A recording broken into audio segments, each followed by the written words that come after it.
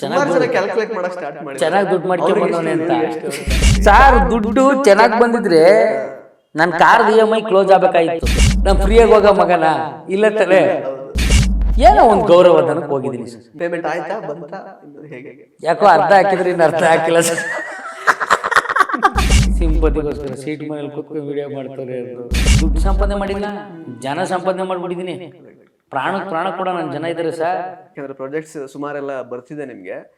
ಇವನ್ ನಾಳೆ ಕೂಡ ಗಿಚ್ಚಿ ಗಿಲಿಗಿಲಿ ಹೊಸ ಸೀಸನ್ ಇಲ್ಲಿ ನೀವು ಆಕ್ಟ್ ಮಾಡ್ತಿದ್ದೀರಾ ಸರ್. ಗೊತ್ತು ನನಗೆ, ಅದು ಗೊತ್ತಾಗಿದೆ. ಪ್ಲೀಸ್ ಸರ್ ಇನ್ನು ಇದಾಗಿಲ್ಲ ಕನ್ಫರ್ಮೇಶನ್ ಸರ್. ಪ್ರೆಸ್ ಮೀಟ್ ನಮಗೆ ಪ್ರೆಸ್ ನೋಟೇ ಬಂದಿದೆ, ಇನ್ನೇನು ನೀವು ಇದೀರಾ ಅದರಲ್ಲಿ ಅಂತ ಗೊತ್ತಿಲ್ಲ ನಮಗೆ. ಅದು ನೋಡೋಣ ಸರ್, ಆದ್ಮೇಲೆ ಹೇಳ್ತೀನಿ. Okay please. Yes sir. Sir ಈಗ ಓಕೆ, ಹಣಕಾಸಿನ ವಿಷಯಕ್ಕಿಂತ ಬರೋದಾದ್ರೆ ಈಗ ಓಕೆ, ಬಿಗ್ ಬಾಸ್ ಮನೆಯಿಂದ ಎಷ್ಟು ಸಂಭಾವನೆ ಪಡ್ಕೊಂಡಿದ್ದೀರಾ ಸರ್? ಇವಾಗ ಎಷ್ಟಕ್ಕೆ ಮಾತುಕತೆ ಆಗಿತ್ತು?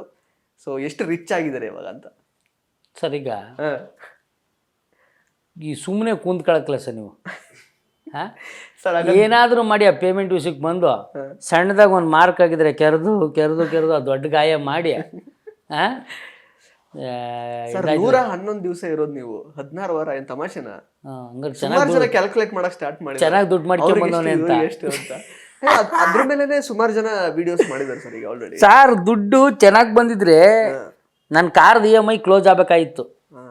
ನಾನು ದುಡ್ಡಿಗೆ ಬೆಲೆ ಕೊಟ್ಟು ಹೋದನಲ್ಲ ಸರ್. ನಾನು ಫ್ರೀಯಾಗಿ ಹೋದ್ರೆ ಫ್ರೀಯಾಗಿ ಹೋಗ್ತೀನ ನಾನು ಫ್ರೀಯಾಗಿ ಹೋಗೋ ಮಗನ ಇಲ್ಲ ತಲೆ ಏನೋ ಒಂದು ಗೌರವಧನಕ್ಕೆ ಹೋಗಿದ್ದೀನಿ ಸರ್.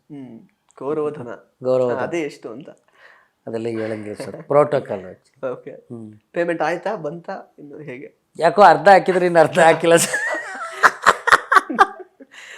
ಇವತ್ತು ಹೋಗಿ ಕೇಳ್ಬೇಕು ಯಾಕೆ ಅರ್ಧ ಹಾಕಿಲ್ಲ ಅಂತ. ಕರೆಕ್ಟ್, ಹೋಗ್ತಾ ಇದ್ದಿಲ್ಲ. ಹೌದು ಸರ್, ಒಂದು ಚೂರು ಕಾರ್ EMI ಎಲ್ಲ ಕಟ್ಕೋಬೇಕು ಸರ್. ಏನೇನೋ ಕನಸುಗಳಿದೆ. ಫಸ್ಟು ನನ್ನ ಹೆಂಡತಿಗೆ ಒಂದು ಬಳೆ ಮಾಡಿಸ್ಬೇಕು, 1 ಗ್ರಾಮ್ ಚಿನ್ನನೂ ಕೊಡಿಸಿಲ್ಲ ನಾನು. ಥರ ಬೇಜಾರಾಗುತ್ತೆ. ಅದೇನೋ ಹೇಳ್ತಾರಲ್ಲ, ಕೂಡಿಟ್ಟು ಒಂದಿವ್ಸ ಕಳೆದೋಗಿ ಯಾವ್ದಕ್ಕೂ ಬರ್ದಂಗಾಗಿ ಫಸ್ಟ್ ಹೋಗ್ಬಿಟ್ಟು ಈಗ ಟೈಮ್ ಸಿಗ್ತಾ ಇಲ್ಲ. ಟೈಮ್ ಸಿಕ್ಕಿದ್ರು ಒಂದು ಒಳ್ಳೆ ಹೋಟ್ಲಲ್ಲಿ ಊಟ, ಫಸ್ಟು ಒಂದು ಪಿಕ್ಚರ್ ಇವತ್ತು ತೀರಿಸ್ಬಿಡ್ತೀನಿ ಸರ್. ನೀವು ಹೇಳಿದಕ್ಕೆ ಸರ್ ಥ್ಯಾಂಕ್ ಯು ಸರ್. ಈ immediately I am go to and Kaatera movie that's watching in happy to my wife. First Kaatera cinema ಆಯಿತು, ಎಲ್ಲ ಆಯಿತು, ಮಾಲೆಲ್ಲ ವಿಸಿಟ್ ಆಯಿತು, ಫುಲ್ ಎಂಜಾಯ್ ಸರ್ ಇವತ್ತು ಟುಡೇ. ರೆಸಾರ್ಟಾ ಏನು? ಯಾವ ರೆಸಾರ್ಟ್ ಇಲ್ಲ ಸರ್. ಇನ್ನೊಂದು ವಿಷಯ ಹೇಳಬೇಕು, ನಮ್ಮ ಮನೆಯಲ್ಲಿ ಆ್ಯಕ್ಚುಲಿ ಇಂಟರ್ವ್ಯೂ ಮಾಡೋಕ್ಕಾಗಲ್ಲ ಸರ್. ಅಂದರೆ ಚಿಕ್ಕ ಮನೆ, ಬಾಡಿಗೆ ಮನೆ ನಂದು, ಅಲ್ಲೆಲ್ಲ ಮಾಡೋಕ್ಕಾಗಲ್ಲ. ಸ್ವಲ್ಪ ಸೀಟು ಮನೆ ಮಾಡಿರೋದು ನಾನು, ಸೀಟು ಮನೇಲಿರೋದು. ಸುಮ್ಮನೆ ಅದೊಂದು ತೋರಿಸಿ ನೋಡು, ಅವನಿಗೆ ಸಿಂಪತಿಗೋಸ್ಕರ ಸೀಟ್ ಮನೇಲಿ ಕೂತ್ಕೊಂಡು ವಿಡಿಯೋ ಮಾಡ್ತಾರೆ ಅದು ಅವೆಲ್ಲ ಯಾಕೆ ಬೇಕು ಅಂತ ಯೋಚನೆ ಮಾಡಿದೆ. ನಮ್ಮ ಸ್ನೇಹಿತರೊಬ್ರು ಇದ್ದಾರೆ, ಮಾಲಿಂಗಣ್ಣ ಅಂತ, ಈ ಹೋಟೆಲ್ 8 ಮೈಲ್ ಶೂಟ್ಸ್ ಅಂತ, ಅದ್ರದ್ದು ಮಾಲೀಕರು ಕೃಷ್ಣಣ್ಣ ಅಂತ. ಅವ್ರವ್ರ ಆತ್ಮೀಯರು, ನಮ್ಮ ಆತ್ಮೀಯರು ಕೃಷ್ಣಣ್ಣ ಅವರೆಲ್ಲ.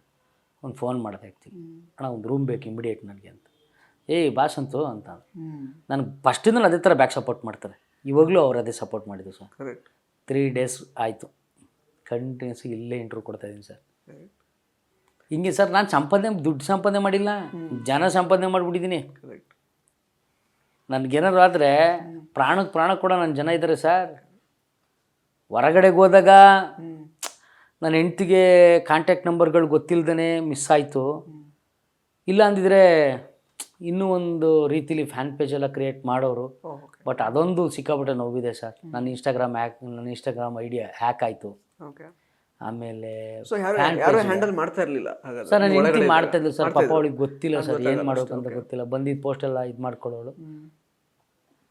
ಹಿಂಗೆ ಸರ್ ಜೀವನ.